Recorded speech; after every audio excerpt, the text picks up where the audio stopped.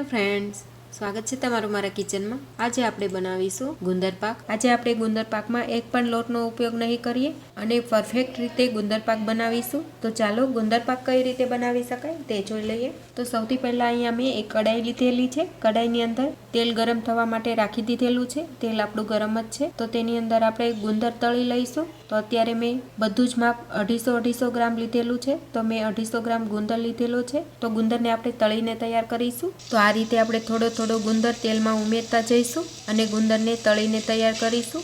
આ રીતે છૂટો છૂટો નાખીશું જેથી આપણો ગુંદર એકદમ સારી રીતે ફૂલીને તૈયાર થઈ જાય। ગુંદર થોડો તળાય એટલે પલટાવતા તેને બધી જ બાજુથી તળી લઈશું। તો તમે જોઈ શકશો આ ગુંદર આપણો એકદમ સરસ તળાઈને તૈયાર થઈ ગયો છે। આ રીતે ગુંદર તળાઈ જાય એટલે ગુંદરને આપણે બહાર લઈ લઈશું। આ રીતે હું બાકીનો બધો જ ગુંદર છે તે તળીને તૈયાર કરી લઈશ। અત્યારે મેં ગુંદર તેલમાં તળેલો છે, તમે ગુંદરને ઘીમાં પણ તળીને તૈયાર કરી શકો છો।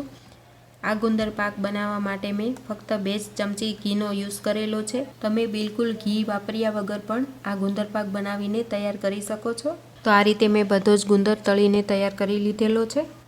ફરી આપણે તે જ કડાઈમાં 2 ચમચી ઘી લઈશું। હવે આપણે માવો શેકી લઈશું। તો તેના માટે 2 ચમચી ઘી ઉમેરી રહી છું। તમે ઘી ન ઉમેરો તો પણ ચાલે, પણ અત્યારે મેં 2 ચમચી ઘી લીધેલું છે। હવે તેની અંદર આપણે 250 ગ્રામ માવો લઈશું। આ રીતે માવાને મેં ખમણી લીધેલો છે। તો બધો જ માવો આપણે કડાઈમાં લઈ લેશું। માવાને આપણે ધીમા ગેસ પર શેકીને તૈયાર કરીશું।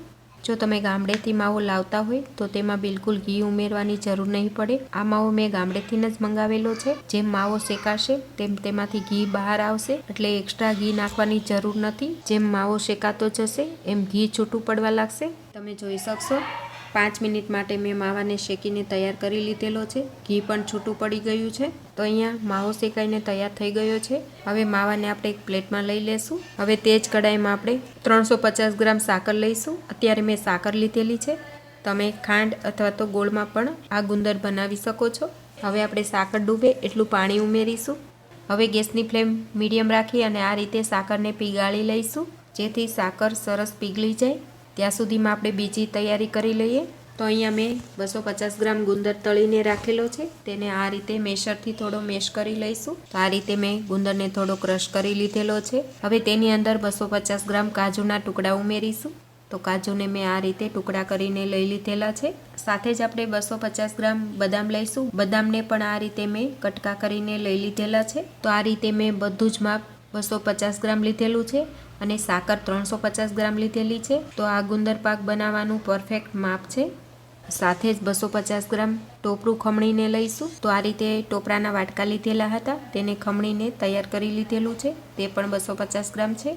વચ્ચે વચ્ચે આપણે ચાસણી મૂકેલી છે, તેમાં પણ ચમચો ફેરવતા રહીશું। હવે આ બધું સારી રીતે મિક્સ કરી લઈએ। હવે આ મિક્સ થઈ ગયું છે, તેને સાઈડ પર રાખીશું। હવે આપણે ચાસણી ચેક કરી લઈશું।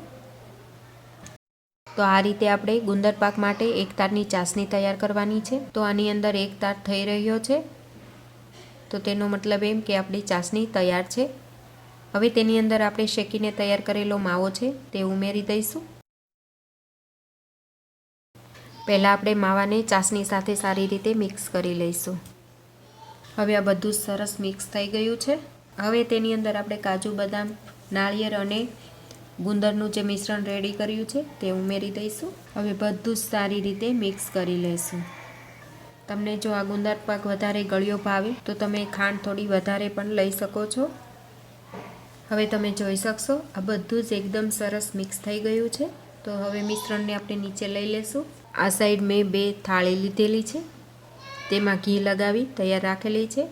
હવે મિશ્રણને આપણે થાળીમાં લઈ લેશું।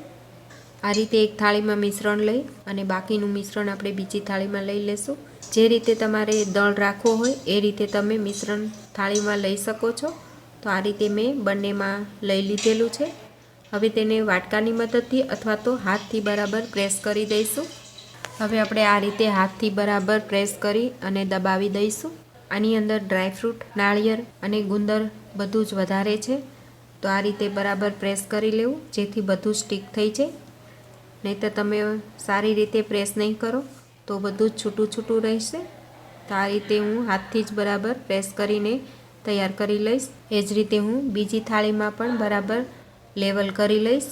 તો આ રીતે બંને થાળીને મેં પ્રેસ કરી અને એકદમ સરસ લેવલ કરીને રાખી દીધેલી છે. થોડી ઠંડી થાય ત્યારબાદ આપણે કાપા કરી લઈશું. તો આ થાળી થોડી ઠંડી થઈ ગઈ છે.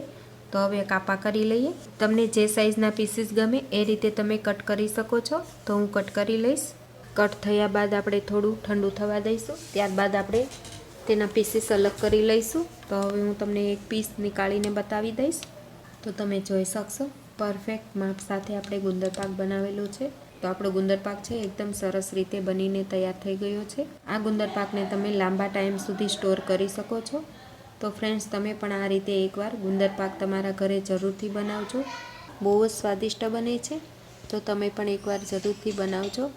ત્યારબાદ મને કમેન્ટ કરીને જરૂરથી જણાવશો કે તમને આ ગુંદર પાકની રેસીપી કેવી લાગી. રેસીપી સારી લાગી હોય તો વિડીયોને લાઇક કરજો, તમારા ગ્રુપમાં વધુને વધુ શેર કરજો અને મારી આ ચેનલને સબસ્ક્રાઈબ જરૂરથી કરજો. તો ફરી મળીશું ફ્રેન્ડ્સ એક નવા વિડીયો સાથે. Thanks for watching.